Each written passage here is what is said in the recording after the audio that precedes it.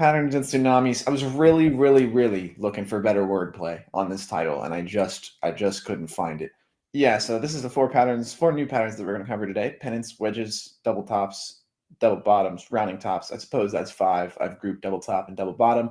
There's also rounding bottom. But I couldn't find a nice photo reference that was uniform with my initial photo reference. So I'll mention both, but I just included rounding top here. And then I threw in a reminder that patterns are only valid on the time frame that they are identified on. So yeah, not much more to say than that. Let's get right into it. I've started out with the basic ones here. Pennants. This is just a longer symmetric triangle. If you're looking at this and saying that looks a lot like the symmetrical triangle that we looked at, you'd be correct. It's just a longer consolidation period. It can be bullish or bearish, just like a symmetric triangle. And honestly, I don't know really why we even consider this to be a different pattern. It is the same. It really should just be a long. Yeah, I mean, it is. It just is asymmetric. No, I know, but like when talking about it, you should just be able to say long. Yeah, exactly. Anyway, I'm not exactly sure why we feel the need to call this a different pattern, but it is a different pattern. It's a pennant. It's not a triangle. Don't look silly. All right, have your terms right. Same function as a symmetric triangle, bullish or bearish. The direction headed into the pennant generally reflects the sentiment that you're going to be looking for. So if there's a large run up off the photo here into our pennant, and that's going to be a bullish indicator. And likewise, a long run down into the pennant is going to be a bearish indicator. They're easy to spot, like the symmetric triangles. And the difference is that with a pennant, because of the longer setup, you also can sometimes see a longer or sharper move because this setup takes a little bit more time. A nice little pattern. Pretty much all I have to say about that. Long triangle. Next, wedges. Again, almost a flag. However, this is a slightly different shape than a flag, so I'll let it slide. A wedge falls somewhere between a flag and a triangle on the spectrum. It is a flag with some increased tighter consolidation towards the end, such that the lines begin to work in towards each other, but are never going to touch. And it's a tricky one because it could be real easy to look at something forming a wedge and think that it's forming a triangle. If you were to extend these two lines onward for a while in a situation where you are watching this develop, you may think that these need to come all the way to a point and that you're waiting for that deep consolidation. And so it's worth noting that in wedges and triangles alike, you're just looking for breaks of your upward or downward resistance lines. You're not so much looking for an exact consolidation all the way to the very tip of your triangle for a pattern to be valid. Because even outside of a pattern's context, these patterns are nice because they allow our human brains to comprehend things a little bit better. But outside of that context, all you're really doing is establishing a resistance and a support over a longer time frame, and therefore a break of either of those lines is going to indicate some type of move, pattern or no pattern.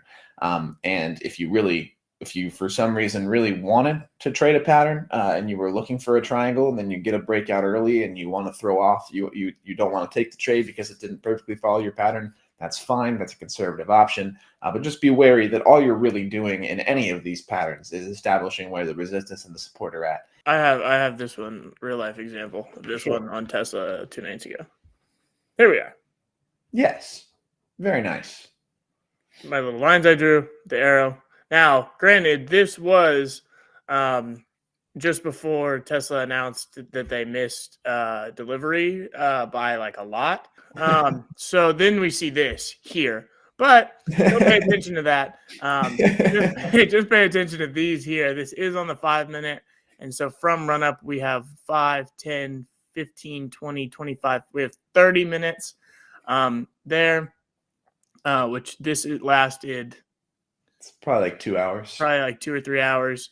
And then, yeah, Tesla came out and said that they missed a shit ton of deliveries and it dropped by 7%. But that's not important. This is bad. That's a 7% negative candle there. But if we ignore that, we have this. And this was, 2 nights ago, Monday night. Yeah, and it is a very solid example, and also a good example of the fact that these don't always look exactly perfect like they do in these pictures. You got to kind of start to slowly have an eye for things. So yeah, that's pretty much it on wedges. Just somewhere between a triangle and a flag. It's the middle. We like middles. Double top and double bottom. Hey yo, double bottom is two valleys. Double top is two peaks. I went ahead and called these W and M down here at the bottom because that is actually how I think about these things in my head. Double top and double bottom. But yeah, and I actually have flipped these. This is a double bottom and this is a double top, obviously.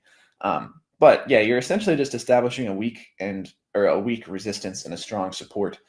So with your double bottom here, there is a strong support at the bottom and there is a weak resistance happening at the top. We test the support twice, but we only test the resistance once before we get a breakout. And then vice versa here, we have a weak bottom support line with a strong top side resistance. This gets tested twice. Bottom only gets tested once. Bearish break downwards. And this is easy to remember because if the stock is going up, it's a W. You know what I'm saying? Like stock is green, that's a W. And it's an M if it's going down. I don't have anything fun for that one. Mal is bad in Spanish. I don't know. You can find something there. Found an example here where we see a double bottom first, and you would think bullish sentiment, and then it double tops on the upward end here. Yes, and these ones are perhaps the easiest ones to fuck up because man, do these look just like normal stock moves. Yeah. You got to be very careful in trying to spot double tops and double bottoms. And a big part of this sentiment too, which is more clearly reflected in the example images here, is that you need the front end matters here. So for a double bottom to be valid, you need some bearish run down into your double bottom to feel good about getting some bullish sentiment out of it. And likewise, with a double top, you need some bullish sentiment into that to feel good about your bearish sentiment coming out of it. You got to be careful when you're looking for these things, but they are nice patterns to have in the back pocket. So W's and M's, baby. Moving on. Last pattern for today: rounding top, also rounding bottoms also exist. These are particularly hard to spot in my opinion. I rarely. I mean, and I say rarely, I'm rarely looking for them. This is something that stocks do fairly commonly is come to a nice rounded top or bottom like this before a reversal, but they can also round off like this and then just fucking go back up to it's signaling that momentum is being lost slowly. I always think about it as the bears are starting to win. Running up into this, the bulls are winning, and then the bears start to fight back, and they slowly are able to kill off that bullish momentum, and then the bears win, and it goes back down, and vice versa. You can also have a rounding bottom, which is the exact same thing, but flipped on its head. It's bearish sentiment with a rounding top. It's bullish sentiment with a rounding bottom. And the general idea is to buy in the middle of the U shape. But again, that's so tricky because the middle of the U shape, it's easy to see U shapes once these lines are drawn and everything is perfect. But if you couldn't see this nice white line that we had around the top here, and you were looking to buy in the middle of this U shape and these candles are happening right in front of you, you wouldn't know on any of these four candles that a rounding top is really forming. That would just still look like some nice upward movement in a channel. So these are hard to time. While you certainly see them fairly commonly after the fact, this is not a pattern that I have ever in my life actually traded on. Here's what I found over the course of like 6 days. Like I said, it's relatively easy to see it and spot it here after everything is aligned. But if you were trying to buy here or here, man, that would be exactly. In that vacuum, you would just be taking a bullish sentiment trade off vibes. I mean, off of the idea that this is probably running out of steam. And especially in this case where this is, over the course of multiple days, it would be this sketchy is from as hell. Thursday, the 29th of February to Tuesday, the 5th of March. If you bought in the middle of that U, it would be sketchy as hell. You would have to hold for an entire day, losing on your position and just swearing this is a rounding top. And at that point, you're basically just saying it can't go up for 3 straight days, which is not the worst thing in the world either. I mean, generally, I say on any time frame, 3, 4, 5 of the same candle in a row, you're going to have to see some type of pullback, even if it's just one candle or whatever. But another one a couple of days later. Yeah, but they're very hard to spot. in the moment, and also may not even have validity if you think that you spot one in the moment, because for every one of these nice little rounding tops and bottoms that we can find in this chart, there is also just upward lines that lose a little bit of steam and then continue to move on upward.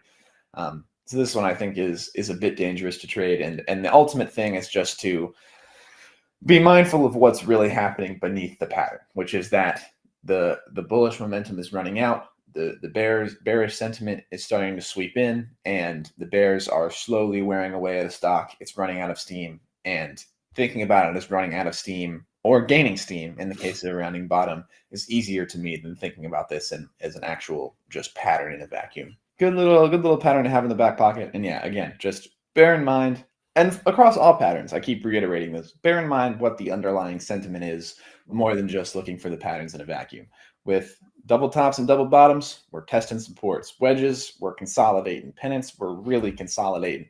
And that's what you need to be thinking along the lines of, more than just going along and trying to spot patterns. It's thinking about consolidations, thinking about momentum, trying to trade based on those things. And if you think about those things and try to trade based on consolidations and momentum, you will wind up trading patterns on accident.